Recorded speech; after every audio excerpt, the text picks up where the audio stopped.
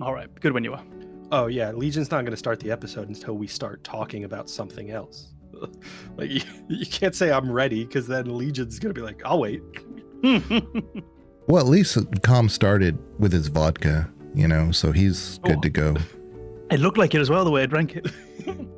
Yeah, especially because I basically triggered your gag reflex. Yeah.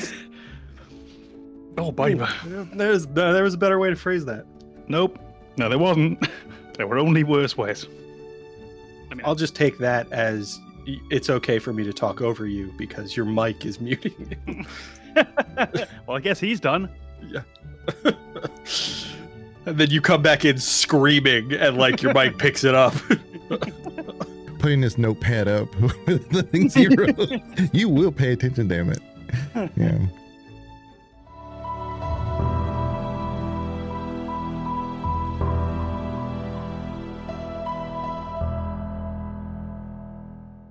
Before we begin, the Gamer's Advocate would like to remind you that any episode could contain game spoilers, so watch or listen with discretion. And now your hosts, AMKomnenos, Banana, and Legion. Enjoy the show.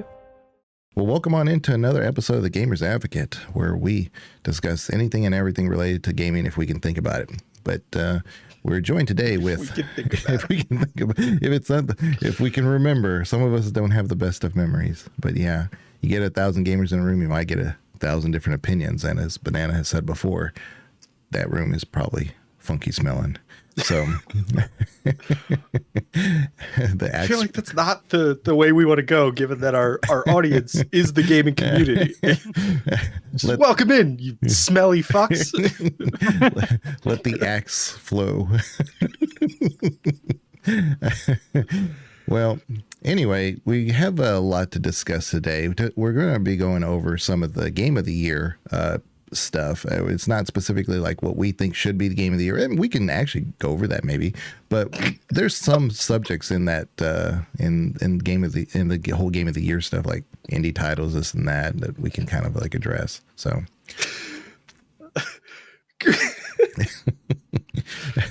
Gonna be going over some gaming related shit. You know what I'm talking about. Don't worry about it. Wood stuff. We're gonna be going over some gaming stuff.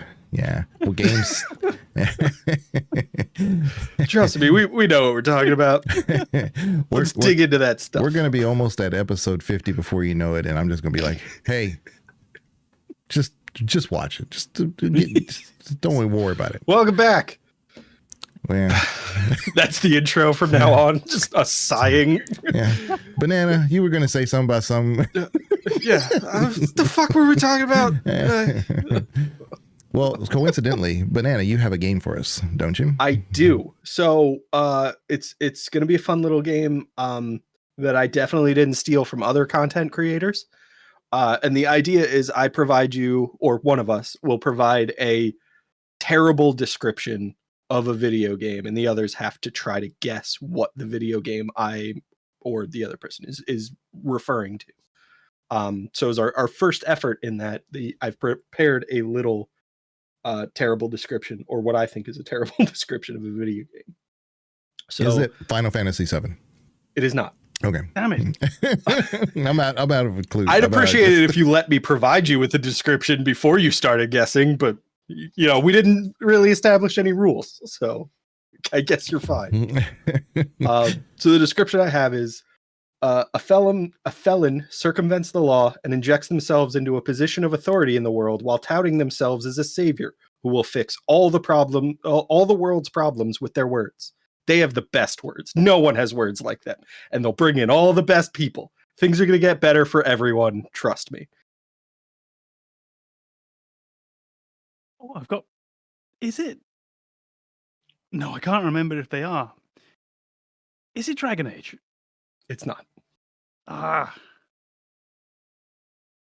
I think of goofy things like this probably is goofy. Command and Conquer. I mean, it's not bad. It is a game I'm certain you've both played, though. I made sure to pick one that I've played like 12, so this narrows it down. Final Fantasy Tactics. Nope.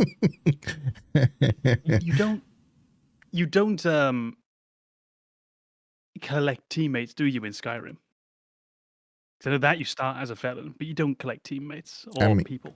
I mean, it's you collect companions. Well, the bodyguards basically.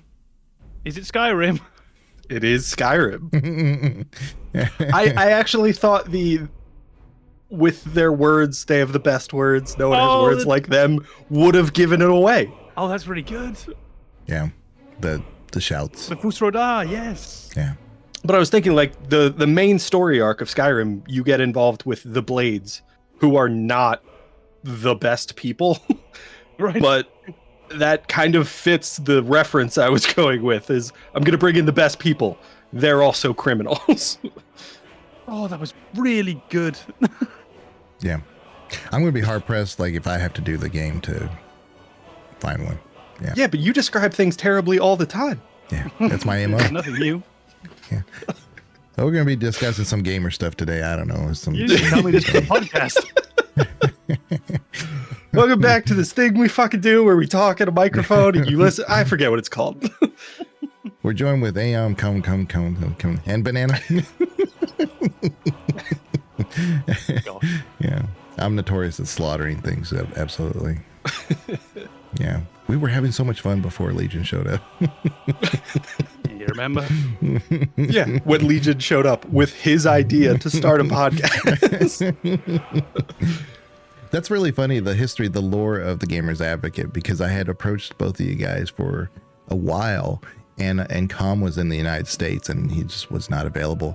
And then like as soon as you got back to your local area, you're like, we're going to do this, because if we don't do this, it's not going to happen. I'm like, I've been waiting on you.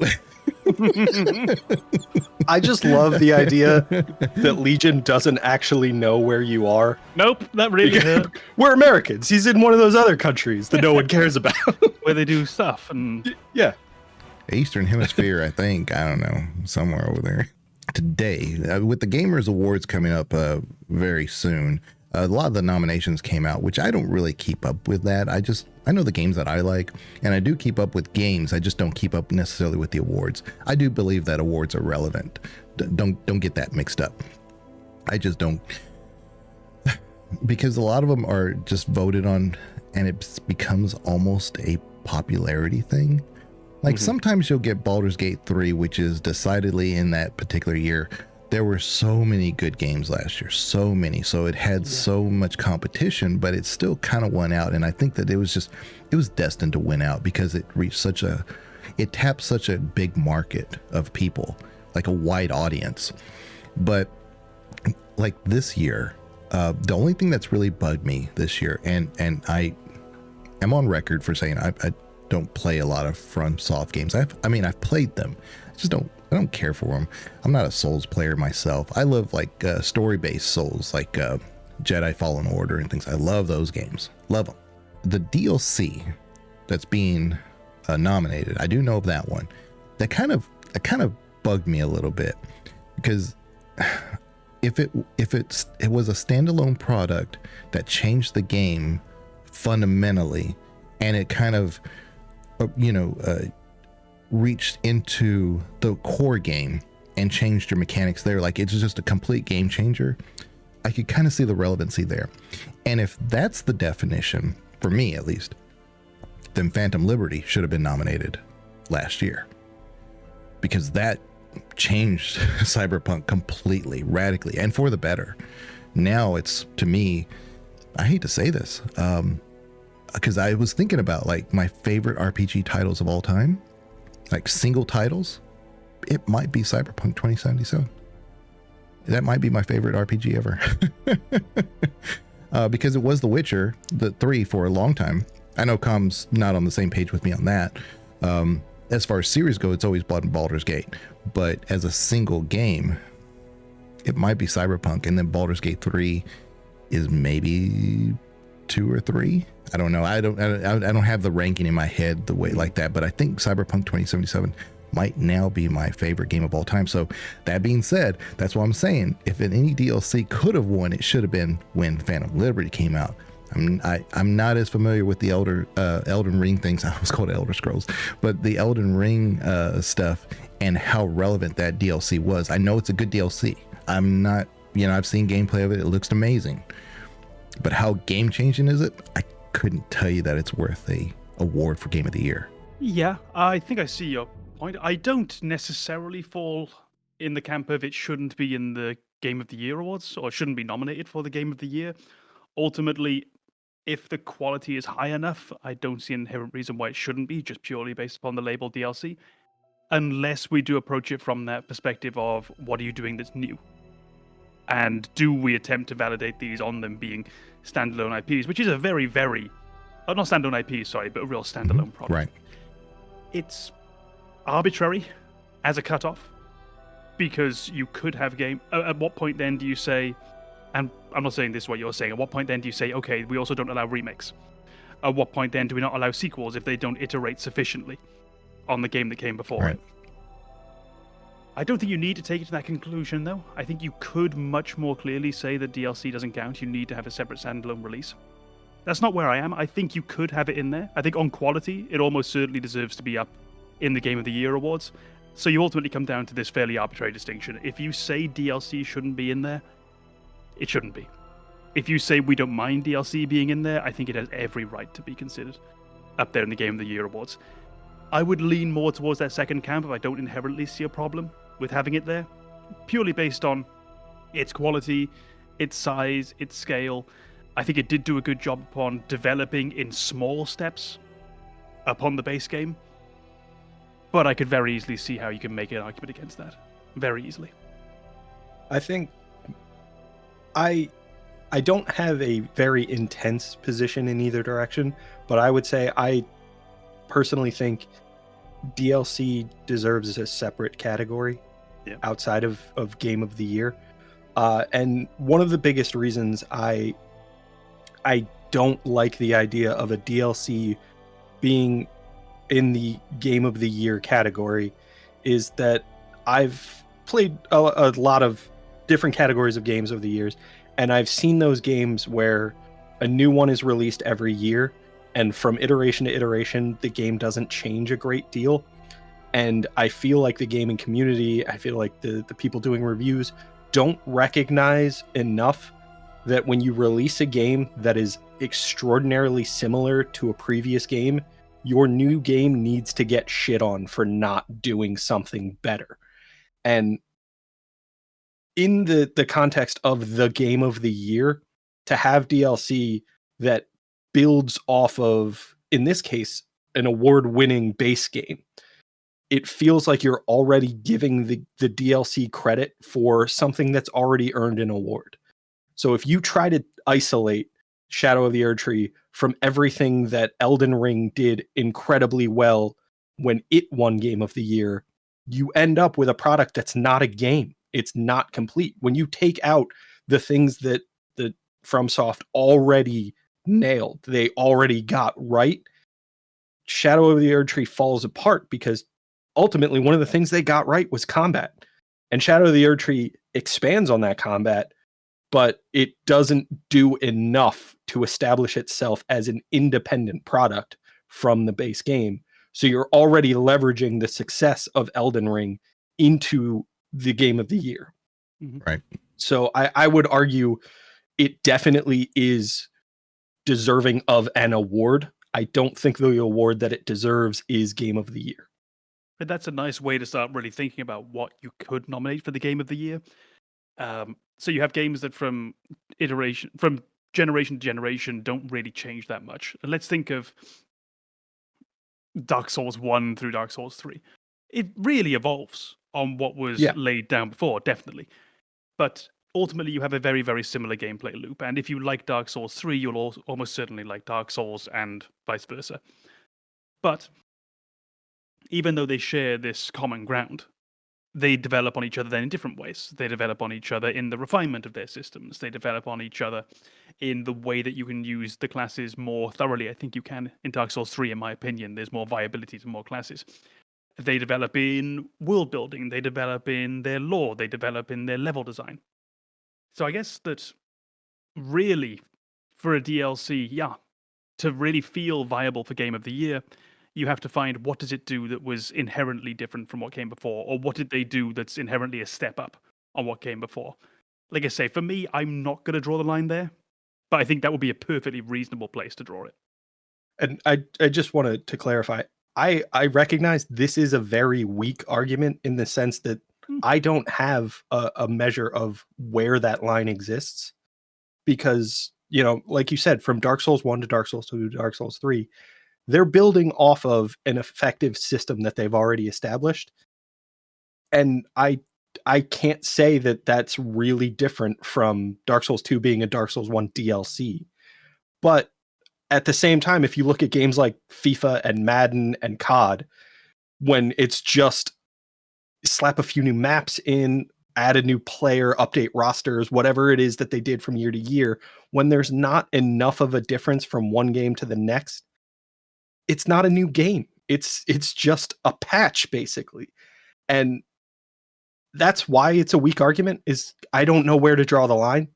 I don't know what separates one game from another, what separates DLC from a sequel.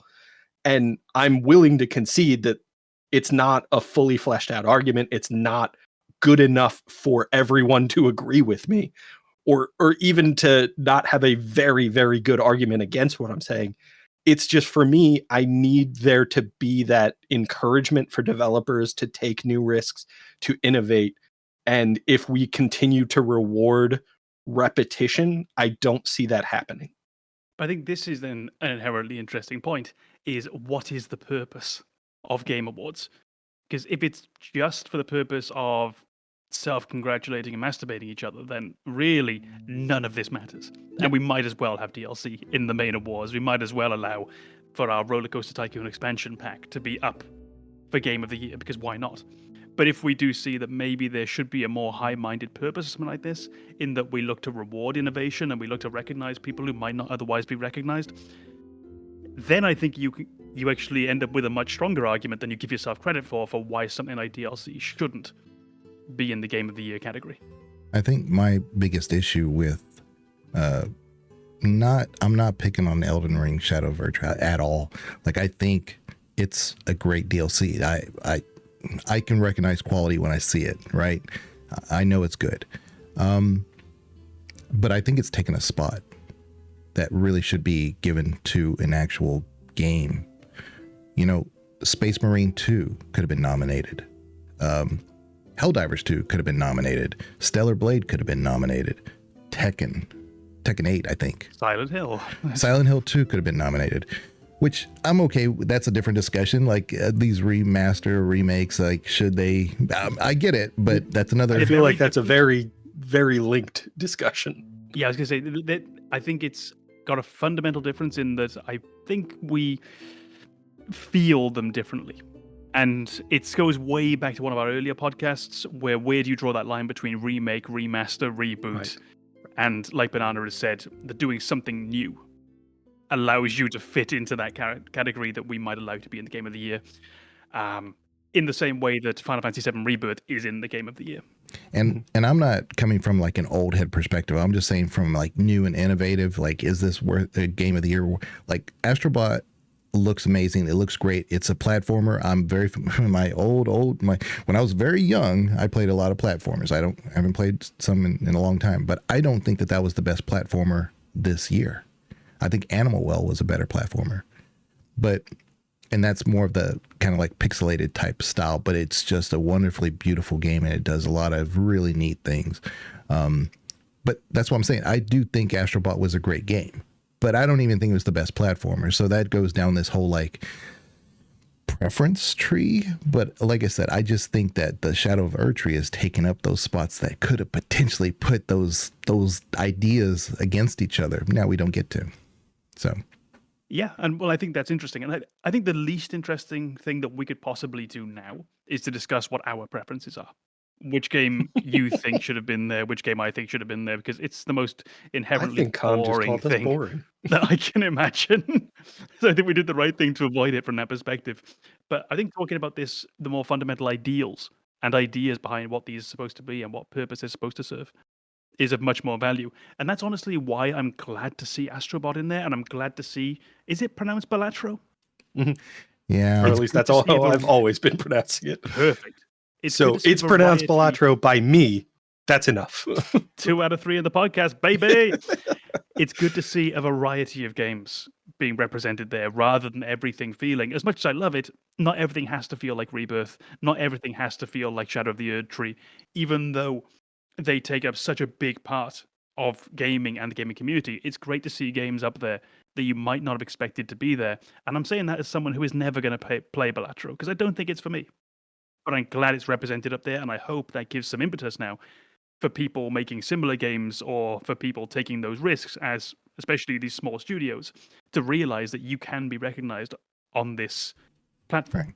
I think if you have the 5 best games of the year and they're all MMOs, they should be nominated as the 5 best game of the year. Just because they're the same category shouldn't diminish that. So I don't think Balatro should be forced in just because it's a different type of game. And I know what you're saying. No. I know where you're going. I'm just kind of like shifting that idea a little bit, because I don't even think it was like, if that's the case, then the Witcher card game is a phenomenal game. I might even argue it's probably far better than Witcher 1 or 2. And Inscription, which I'm not going to give any spoilers for that. If you think the innovative card games are your thing, go play Inscription. You'll be wowed by that. So, and those didn't win Game of the Year. So I guess my point here is that Balatro really shouldn't be in there either. I guess is what I'm saying. I kind of feel that way because I don't think it met that criteria. So. But is this the matter of taste coming up again? No, because I think, like I said, I think they kind of forced it in. I don't think it really had all those things that were like you were describing that checked all those boxes of like, are they doing something innovative? Are they doing, it is interesting. It is an interesting game. Are they doing something that's so phenomenal that I'm going to think that when I think of games that year, this was the best. That didn't even come close. I'm curious if we go back 5 years, what was nominated for Game of the Year? 5 years. So 2019, I'm just opening it up. I'm just curious. Pre-COVID. Oh, I think, there's some odd choices there. So if I can quickly read you 2019. Sure. The winner, I think, makes sense. Sekiro Shadows Die Twice. I can see that. And that was a really big step, I think, going from Dark Souls 3 onwards. It was a real jump. They actually evolved. Control is a good game. I don't get that. The people that love it, love it. People that don't love it, don't love it. So, yeah. But I don't hate it. I think there's just nothing to love. Death Stranding, which I think is a fantastic choice, just because it was different again. Outer Worlds. Oh, I thought that said Outer Wilds. Outer Worlds, that's a very bizarre choice. Resident Evil 2 Remake and Super Smash Bros. Ultimate. So, yeah, I think out of that, you've got 3 that to this day you would think of as maybe having been put up for Game of the Year. But honestly, I could forget the Control had been put up for it. I could forget that Outer Worlds, again, not Outer Wilds, Outer Worlds had been put up for it. Yeah, I'm just trying to imagine about Smash Ultimate. This isn't even a thing that people do anymore because everything's digital download. But if you imagine going to a game store and you see Control with Game of the Year on the top of the box, and then you get home and you start playing it and you're just like, I don't get it. Yeah. I feel like that is something you need to take into consideration when these nominations come out. Like, if this wins Game of the Year, how many people are just going to be like, what? Yeah. They're not hating it. It's not bad. And maybe that's where you're going to end up with parts of this list. Although I've got to say, looking at the list, I think it's a pretty incredible list this year. I think the standard across the 6 games seems to be very high. Last year's list was amazing, but yeah. Yeah, last year was an exceptional year for video gaming. Just going to stress this then, despite what people have said to me, maybe we are in a good time for gaming. That's what I'm saying. And so when I've heard, when I've heard like, it's like, I'm just not interested in, and everybody, again, have a strong opinion. I'm not against that, but like, it kind of baffles me when some people come from the approach of like, I'm not interested in gaming. And these are gamers saying this. Is not just like whoever.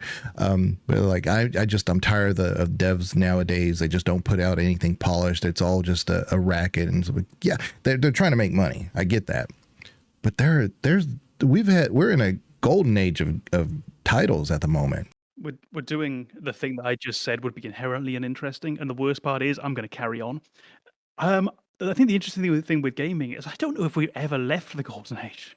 Honestly, almost every year there's just a whole bunch of really, really great stuff out there. I've just looked at that 2023 list. It's ridiculous. Pretty much everything through there is amazing. Can I pull it into the general concept again of the Game Awards, though? Yeah, but I was going to say one thing on top of what you were saying for back then. Sometimes it is perspective because Dragon Age Inquisition won, but then the following year, The Witcher 3 came out. And I think it redefined our what's a good RPG game of the year type thing. Because I would have never said Dragon Age Inquisition won game of the year, but it did. But yeah, sorry. Yeah. No, that actually, it surprised me when you just said that. I didn't realize it did. Mhm. Yeah, me neither. Just sip your vodka, and let's move on. This is the content everybody came for. Calm Daddy vomiting up his insides. My question was going to be about something that I've heard us discussing in private, and it's how release dates and timing affect your game and your prospects for something like Game of the Year. Do games that come out right towards the tail end of the year, so I'm thinking of October releases, November releases, do they suffer? Now, we see an exception because Metaphor Refantasio came out in October. But is that just the exception that proves the rule? Is that the one game that was so damn good that it was just undeniable that it needed to end up there, despite the fact that if a game came out earlier in the year, it's had more time to gain traction, more time to even get those lenses on your mind, the sort of rose-colored lenses where you played it 8 months ago and you forgot that annoying bit and you remember all the great stuff? So do we think that these games have a problem? If they come out later in the year, are they less inclined to get the just rewards? I'll let Banana kind of take the majority of that one because I think he's got a well-constructed thought on that. But my only thing on that has always been, since we know when the Game Awards are, there should be a cutoff of the end of September, which is the third quarter. And last year, I think the Alan Wake 2 came days before the nominations. I'm like, how on earth? People haven't even played this game, much less been able to say, oh yeah, this is my game of the year.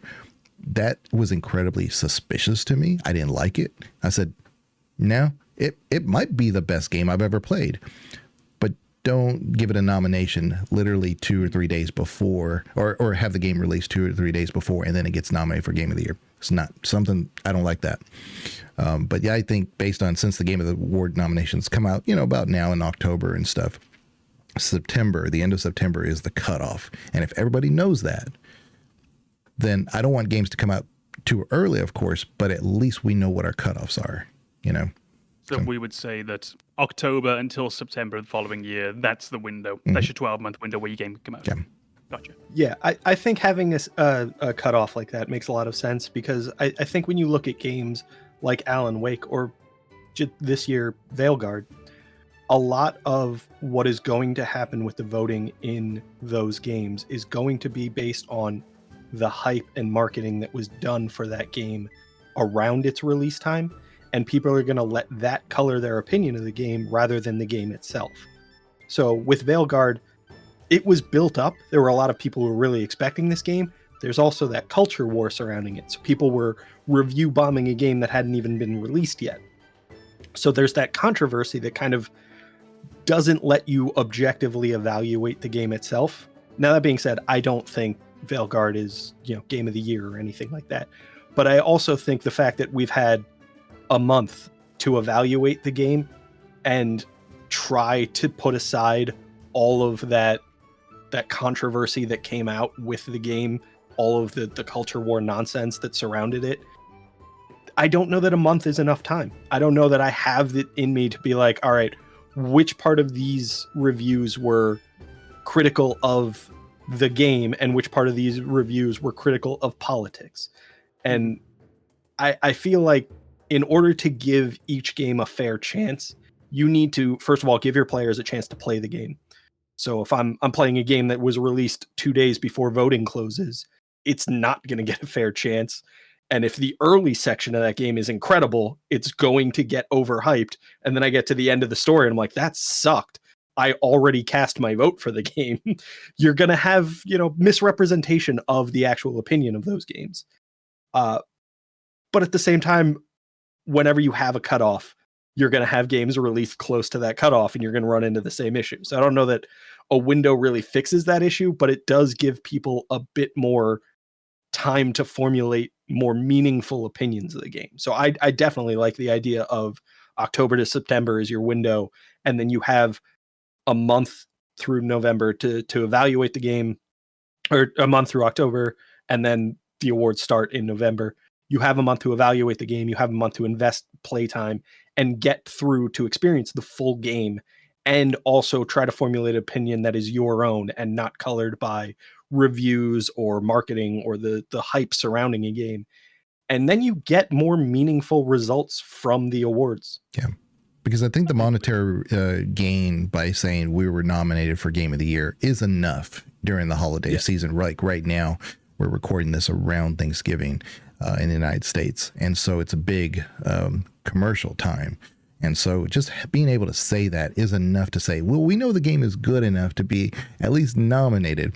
And then when you get into the actual holidays, if we know that this won Game of the Year for this reason or that category, now you have that going into December. So I think it's just perfect to do it at that point with that cutoff, because what they're trying to gain isn't really, they're just trying to, if you want to look at it from a financial standpoint, they just want to be able to label them as this is good enough that a big consensus out there thinks that it should have at least been nominated for this type of award. So yeah, well, I think we find ourselves in the situation there as well, which is something we discussed with Banana before, about the idea of just don't let the perfect be the enemy of the good. This won't solve everything. You will still end up with 1 month is not a massive amount of time to really process something. If a game, Veilguard is a perfect choice. It is not going in my list, nowhere near to be in the top games of the year. However, I still think that the online discourse around it is still so weirdly, and I'm going to use that word, weirdly polarized and utterly bizarrely hostile, that I don't know anyone with any access to the internet is able to give it a truly just and fair impression.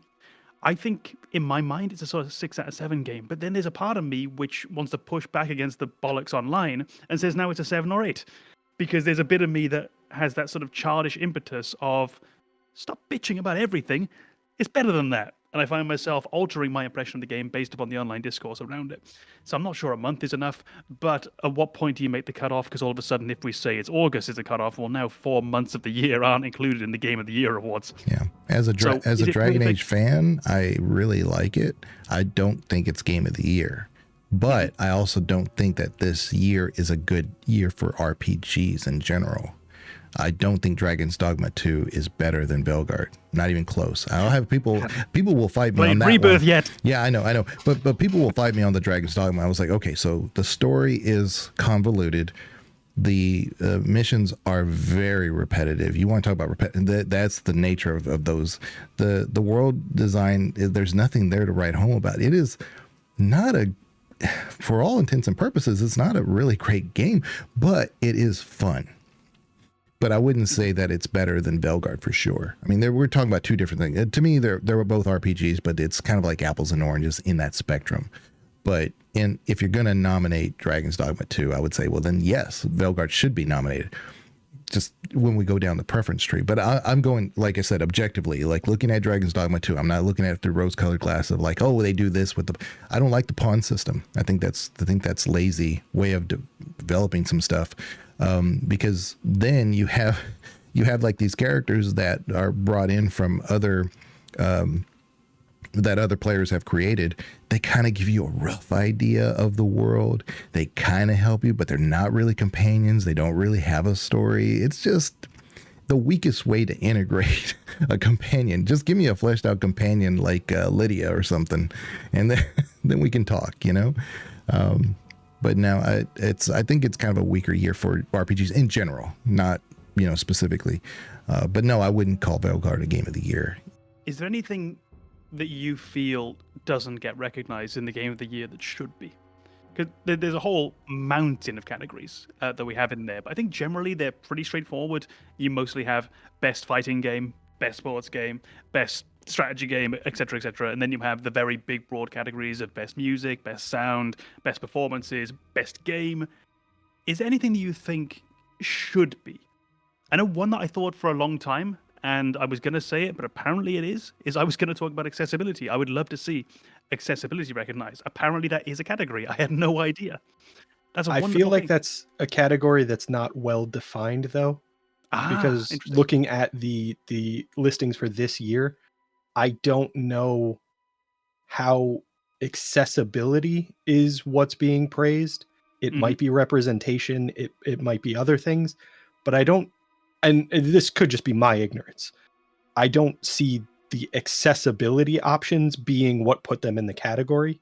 I maybe that's just me being oblivious, but like I feel like we very much need to define what accessibility means. And in my mind, accessibility is making the game playable for everyone, which is different than representation. Representation is absolutely important and possibly deserves its own category, but I don't think having representation of people who are not typically represented in a game makes the game more accessible. It might make it more enjoyable for people. It might make it easier for people to connect with a game, but it's not the same thing as accessibility.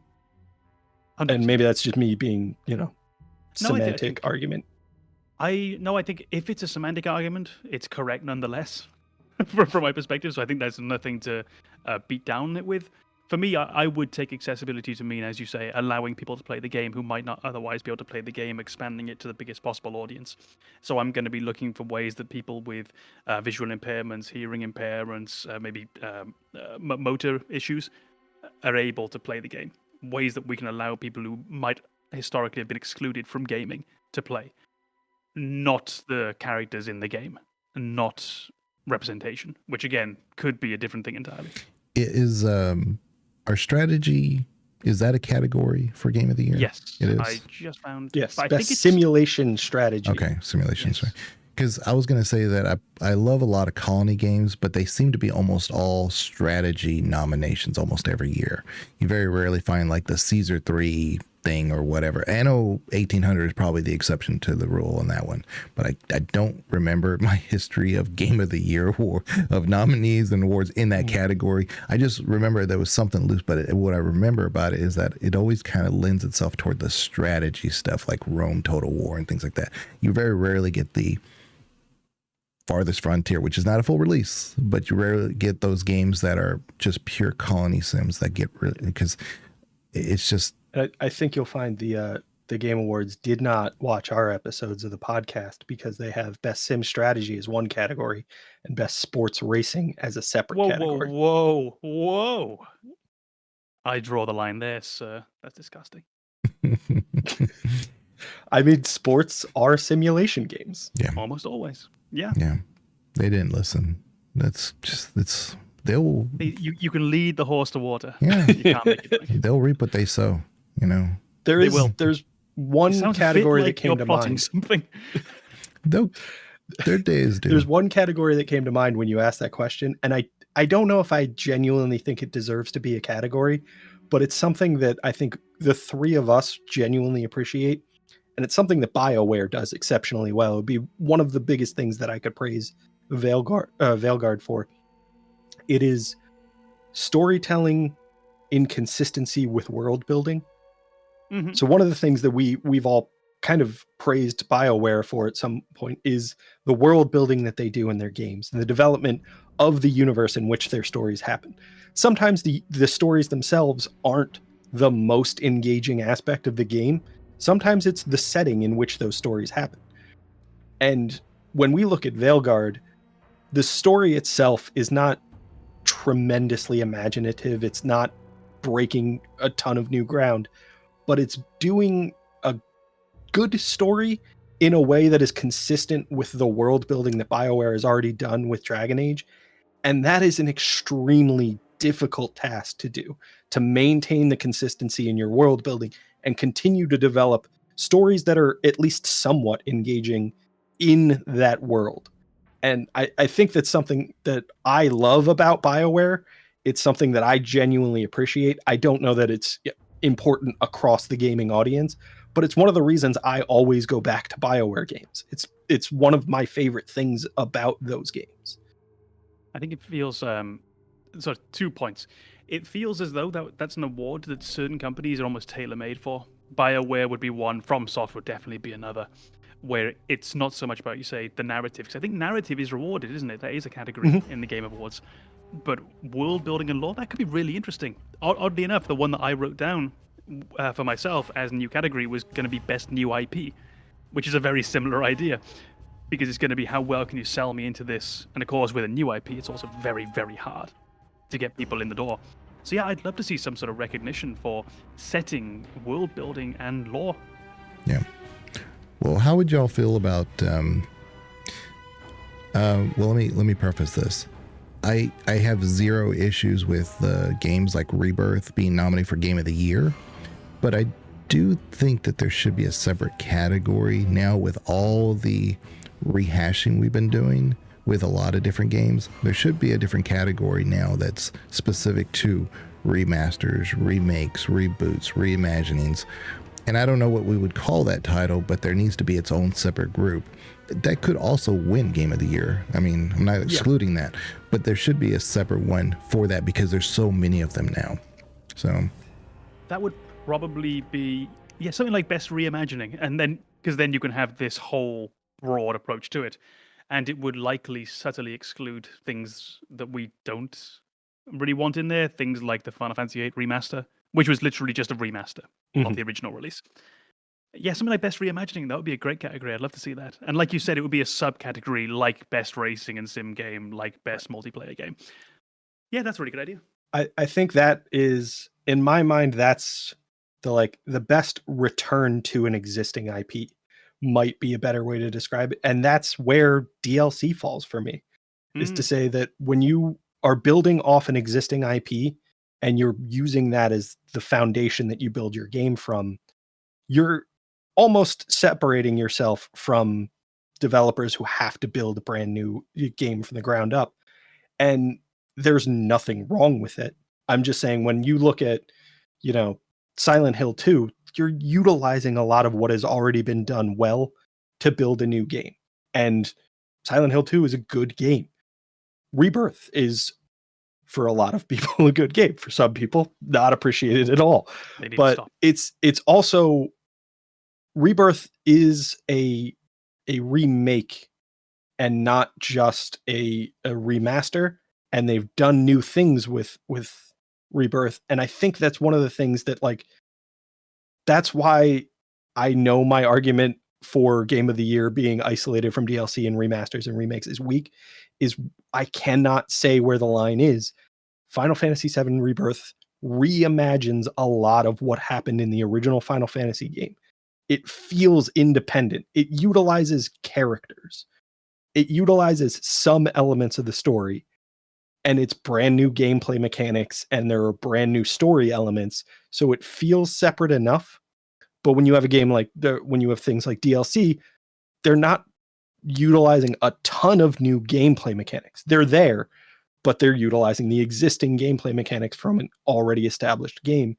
It feels like these need to be kind of evaluated with the knowledge that they're building off of something that already worked.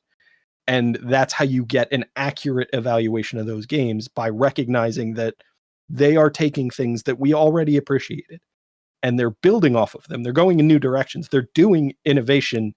They're just not innovating everything across the board. Yeah. Which is, when you said that DLCs belong in that camp, 100%. I agree with that. That's where all those things could go. The only danger with all that, of course, is that what if Rebirth wins Game of the Year, but it doesn't even win its own category of the reimagining? But you know what? It's not my award show. It's not my problem. It's y'all's problem. that would just end up being one of those things, isn't it, where you look back later and say, "Oh, wasn't that weird? Or wasn't that funny?" But you get football players, soccer, whatever, who will win World Player of the Year, but they don't win their National League's Player of the Year. Okay, that's incredibly rare, but it can very much statistically happen. It has happened, and you look back and you just go, "Oh, wasn't that funny?" And in a way, yeah, probably the best way I could say is I don't care. I think we all go into these game awards with the perspective of there are games that are going to win awards that I'm not going to agree with. They're going to be good games. There are games that are going to get nominated that are good games. They're not going to win. Maybe they deserve to. There are also games that aren't going to get nominated and probably deserve to. So the results of the game awards are not truly important to me. I think it's just the discussion surrounding it that really matters. It's why do we think these games deserve nominations? Why do we think these games deserve awards?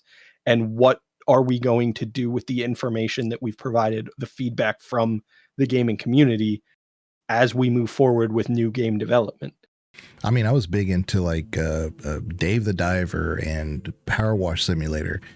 Those weren't even nominated for those things. It was, I think, indie game of the year, and it didn't even win it for those years. And I'm like, those things happen. But in hindsight, it's like, man, those were incredible titles. I can't praise Dave enough because there's so much game there, so for the price that you get. But did I ever tell you how much I disliked Dave the Diver? Really? To me, it's a game that struggled with something I think Veilguard is struggling with for me now, in that it outstayed its welcome. I thought this was a great 5-hour game. Veilguard, not 5 hours, but this was a great 5-hour game. Why is it 20? It had that feeling. I wanted to ask, on the note of reinforcing habits and affecting the way that we look at games, rewarding what we like to see and rewarding what we don't, because I think that's what we agree. That's what the Game Awards should be for at its loftiest. It's about setting the tone for what fans are expecting, what we want, and for rewarding development, innovation, etc. How do we feel? And I can tell you I'm not thrilled by it. It's not a big problem, but we talk about DLC not being wanted necessarily in Game of the Year. How do we feel about early access games being up for awards? Because Mana Lords is up for best strategy. No, it's not finished. I think since we've already discussed what the time frame needs to be, the idea of this open window, your release date is what matters for that window. And I think we've recently talked about like the value of early access and getting the feedback, and it feels like almost cheating when it comes to the Game Awards to say that like we've gotten the feedback that the Game Awards would provide and now we're using it to win at the Game Awards. Yeah, okay, but the whole point is to put out a quality game. And if early access is the way you put out a quality game, then I'm okay with it. I don't think while a game is in early access, you need to be evaluating it because the developers are telling you it's not done. We're still working on it. Then can I follow up with a second question on the same topic? Because I agree. I don't want to see early access games in the Game Awards. I think it's reinforcing a habit which I'm okay with it existing in gaming, as we've talked about recently. I don't necessarily see early access as a problem, but I still don't see a reason why we should be encouraging it, if that makes sense. If we say a game can't be in the Game Awards because it's in early access, so Mana Lords, for example, is in this year and it's in early access, when the game is eventually released, so many people have played it already. They probably don't think of it as having just come out. They probably played it and now they've got a few years of being soured on it because of things they did like and didn't like. Are we hamstringing these games' possibility to come up for Game of the Year when they're eventually released by saying they cannot be in the running for Game of the Year whilst they're in early access? And if we are saying that, do we just say that's the price you pay for being in early access? Which actually I would be fine with. Yeah, I think I more agree with the second line of thought there. I think when you're evaluating a game that's been in early access for years and it's up for a nomination for like Game of the Year, you're probably going to think like, I started playing that 3 years ago. How is it Game of the Year? It doesn't deserve to be Game of the Year. And I think that's probably fair. But I think the idea is that you've leveraged the early access to put together a better game, and you'll see the payoff in the game you release rather than the awards it receives. Gotcha. And I think you'll establish that foundation of quality with your player base that you can then use in future games. You don't need the added leverage to say, we won Game of the Year. you've already proven to players that you're capable of putting out quality and you're capable of listening to feedback. You don't need the additional feedback of, yeah, you did a great job listening to all the things we told you would make a great game. So I think we're in general agreement across the board then that it's the price you pay. That's the way it goes. And just before Legion jumps in, I was just going to say, you still have the chance. Baldur's Gate still won last year, so you still have the chance, but you really have to shine to allow yourself to. Sorry, Legion. I don't think that's going to encourage or discourage necessarily early access, but what I don't want to see, because factually speaking, early access could stop development entirely. Now you'd never have a release, and it won Game of the Year somehow. Or you could change direction of the game. Like Star Wars Outlaw fundamentally changed the way you play that game, and for a lot of people, it's much for the better. So, like a lot of people just hated the stealth mechanic. Now it's a stealth mechanic, but it's not forced upon you. And so, if they had done that first, and now the game is fundamentally different. It's a very different game now. So, in early access, what if that was an early access game and that's how they presented it, and now it's not that type of game anymore? And then thirdly, if the game comes, is in early access, wins an award, they have no impetus to finish it now, right? They have no real need to like, hey, look, we did pretty good. We got our money, and that was the point of our early access. Now, where's the stress? There's no real stress for them to actually try to like make the game even better or actually be even completed. So you have those multiple factors. So that's why you should not see early access, and for me, in any kind of award like that, because it's just not a complete example. If you ever work for a company that has employees and a training system, you're not going to ever do a review on an employee before they get out of training. You may give them the review like 3 months after, 6 months after that or something, just to kind of see if you're ready for the, whatever, but you're not going to do that while they're in training. And so it's the same thing. It's unfair to give it any kind of stamp of any kind of, especially when there's other titles that have actually put the work in to say, this is our finished title. It may suck, but we finished it. I think you could say the Game Awards, almost from a self-preservation perspective, shouldn't be having those games in the running for these best of categories, because I'm not saying that they're esteemed awards, because they're not. If you've ever watched it, it's one of the most socially awkward things I've ever seen in my life. It's incredible. But these awards, if you give an award, you've given it. It's gone, it's been handed out, and theoretically you can receive things later, but we don't always take that entirely seriously. When awards been handed out, it's been handed out. And like Legion said, if that goes on to a game that now gets cancelled, if that goes on to a game that doesn't get finished, if that goes on to a game that gets released prematurely and actually isn't as good as we expected it to be, it's a blemish on the reputation of the award ceremony itself and upon the value of that award in the future, because you can now say, oh, isn't that the award that X won? You won that? Great. It's devaluing in and of itself. I think there's also an element that Legion definitely highlighted, which is in a game in early access is very much in a state of flux. It is looking to change things to be the better version of the game. And if you reward the game as it is, then look at the game as it is at release, it's not the same game. It might be very different. And that you'll find yourself in that situation where, Jethro Tull won Best Metal Album of the Year. And you're just like, do we know what these words mean? Or did they change what was being put together after they won the award? And obviously that's not what happened with Jethro Tull. But like, if you have a game that gets the feedback like this doesn't work in this genre of gaming, and they switch to a completely different genre, and then they've won like best platformer and it's not even a platformer anymore, people are gonna be like, what the fuck is happening? Yeah. That was the same year Metallica Black was nominated, right? The Black Album. I don't think so. I think it was the first year Best Metal Album was a category. And so the people had no idea what that even meant. And they were like, I liked Jethro Tull. Jethro Tull doesn't exist for me after Aqualung. Yeah, same. We remember the release date. The professional musician over here is has the road.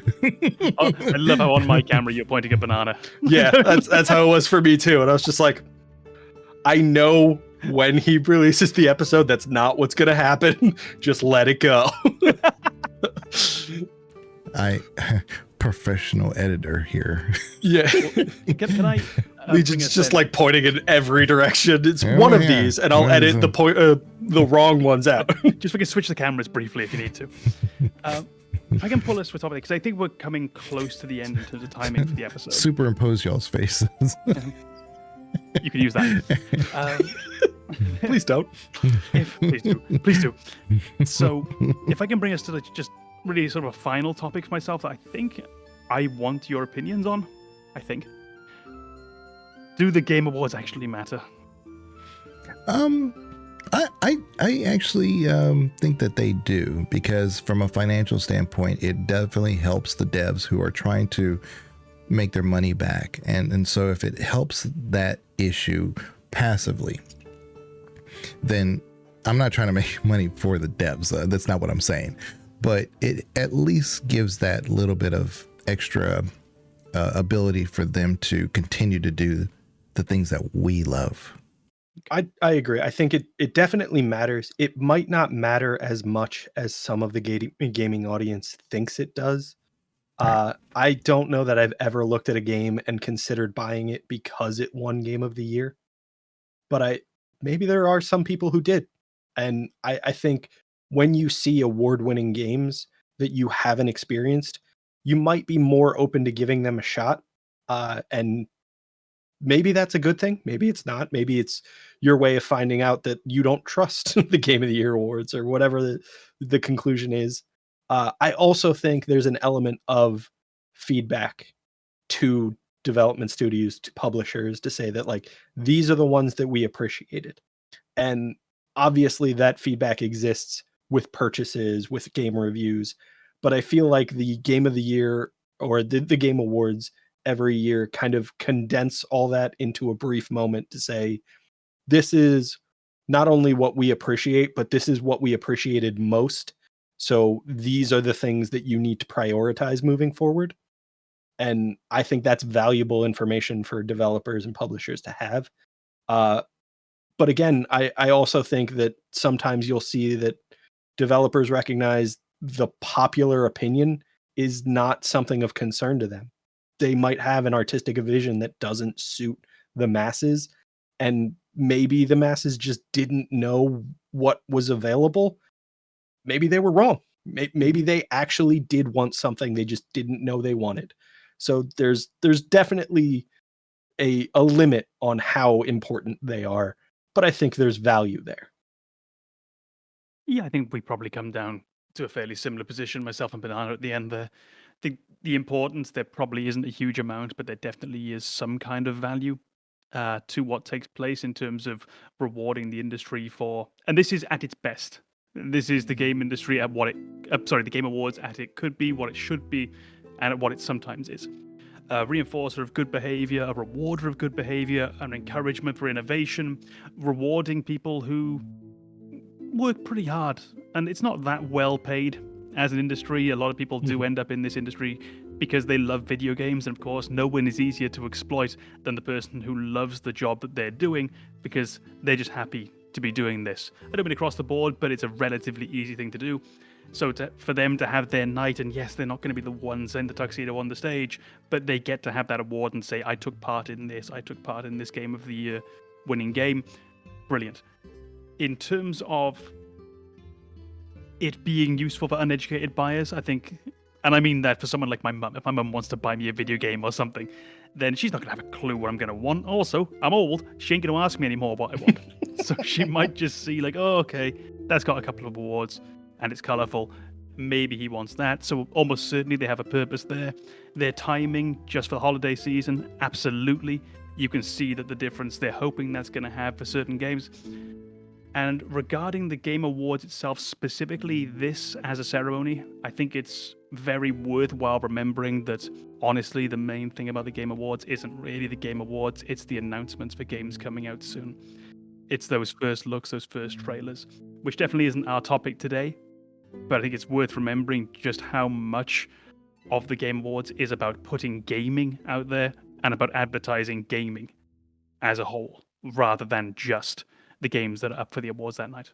Yeah, because that's a good point. Because I mean, with all the hype and everybody's watching it, and the people that are interested are watching it. I say everybody, but can you imagine, like, in the middle of all that, just Bethesda says, "Here's like 3 minutes of gameplay of Elder Scrolls 6." Oh. Suddenly all those hate things about Starfield, it's like, oh yeah, Star who? Yeah, it's fine. Ooh, this is neat. So if they can put together 3 minutes of gameplay without a bug, I'll be impressed. But I think Com also touched on something else with like the marketing that the Game Awards accomplish, and that idea of having all of these categories in which you isolate a genre of game or a specific aspect of gaming that some gamers might appreciate, also adds to that kind of gifting option. So like, if I told my mom I was into RPGs, I don't have the time to explain what the fuck RPG means, because I don't even know. Nobody knows. Right. It's a term that doesn't have a defined limit on what it actually means.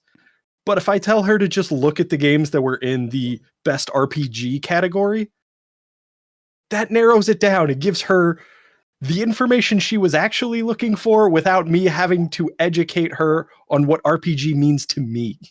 And like, nobody has that time. Nobody wants to talk to me for that long. Actually, on that note, if I look very briefly at the best RPG category, if I said this to a loved one and they got me any of those, yeah, I'd be happy. I'm not Legion. I wouldn't, throw fire at them because they bought me Dragon's Dogma 2. yeah, I'd be grateful for the gift. I mean, you're suggesting that Legion has loved ones. That was so aggressive and unnecessary. I'm sorry. That was too far.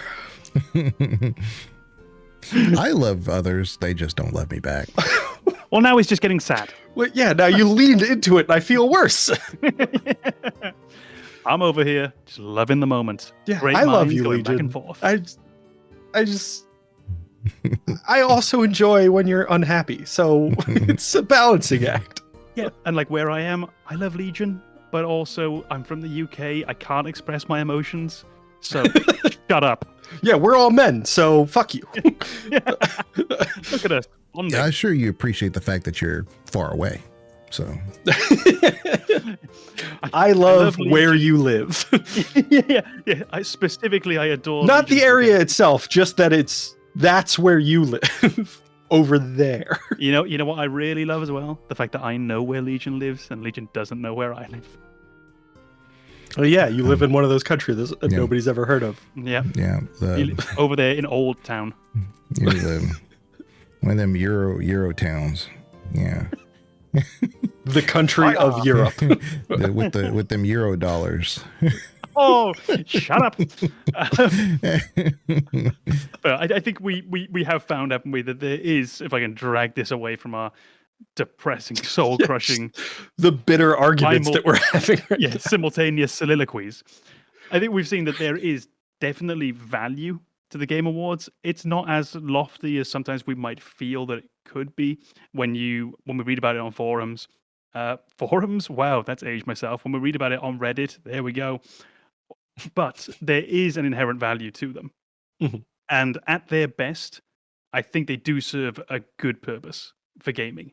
And they certainly can. And I'd love to see them go on and be better, because I think they can genuinely be good for gaming. Yeah. If you're going to have Game Awards, do it well. Games Advocate advice. When is the Game Awards going to be? What's the date of that? Do you know? Oh, soon. You'll have that access. I think it was December 12th. That none of us were prepared to answer. Yeah, December 12th. I'll be able to remember that because I'm not good with like people. How long have you been here? I'm like, I'm not the one. Roughly forever. I don't remember. I just keep coming until they tell me don't come anymore. And then I have to edit that part. Take that out of context. Yeah. I just keep coming. You can't stop me. Oh, banana. That is the title of the episode, the Game Awards. I just keep coming. And they don't stop coming. I'm coming right now. We can use all of these. Soundboard. Oh, Dave recorded me when I was playing. I was streaming the other day, and I was talking about the nuts on the that we could collect on the map. I'm like, look at all these nuts over here, man. I don't know. I wish we could like harvest our own nuts or something like that. he was like, what did he say? Disgusting. Yeah. Oh, look at this nut. It has a hard shell. Don't worry. I'll bust that nut. Pin numbers, by the way, the easiest thing, if it's like a pin number like that on a keypad, make it a word as though you're typing it on an old mobile telephone. So you know where you had like ABC was on 2, DEF was on 3. Just come up with a word that fits. So my key code I normally do for doors is 2868, which is CUNT. It's just an easy way to like have it stick in your head. Obviously now you can get into every. Oh, this is definitely going in the episode. Yeah, this is going in the life hack section. Everybody's just going to be trying 2868 everywhere in Europe. Everywhere in Europe. Yeah, the country of Europe. That's our age. Like, we get that reference. There's a lot of people who won't get that reference. What are you talking about? The letters and numbers of your keypad. Motherfuckers over here doing Morse code. What the fuck is a flip phone? Oh, I saw a flip phone for sale recently. One of the ones where it's like dumb smart. So it's got access to various applications, but you can't look at them all the time. That's the episode of the name of the episode. The like one where it's dumb smart. Yeah. Back in the day when we texted, you had to want to text somebody. Yeah. Oh, but I could type like a motherfucker on those though. Yeah. Like did just the skill. Whoa. I feel like that in the moment it was that new technology and we were all like, this is awesome. So we all leaned into it really aggressively and we all got very good at a skill that is never going to be useful again.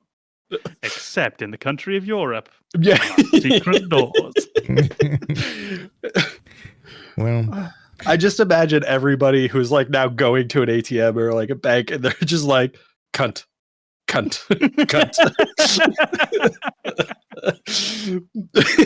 Oh my god, that's the t-shirt for the podcast. Cunt. With just an ATM in the background and nobody explaining anything. Yeah, the merchandise store is going to be just like flowing. It's just going to be filled with items nobody wants to buy. I'm blurry. That's what we call surplus. Yeah. Well, there's the t-shirt. Calm out of focus. Yeah. Out of focus and out of context. I'm back. Well, I think we covered this pretty I well. think, yeah, we crushed I it. forgot we were recording. Man, I don't think there's going to be a better analysis before the Game Awards that comes out Certainly on any not done channel by us. whatsoever.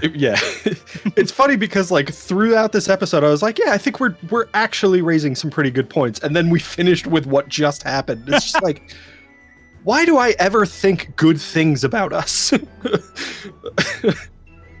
All of my thoughts about us are heavily caveated. Yeah. Yeah, the Gamers Advocate. We can't actually advocate for ourselves, but Yeah, no, the law has been very, very clear. Well, I appreciate everybody being here. If you like the video, give it a like. If you can find us on Spotify, If you're still here. Amazon Music, and iTunes. Yeah, iTunes, that's the other one. And please comment if there's some Game Awards out there if you thought there were some games that were also equally missed their opportunity by just not even receiving a nomination, or if you thought something should have not been nominated at all, Shadow of the Erdtree, then tell us about that. But until the next episode, bye bye.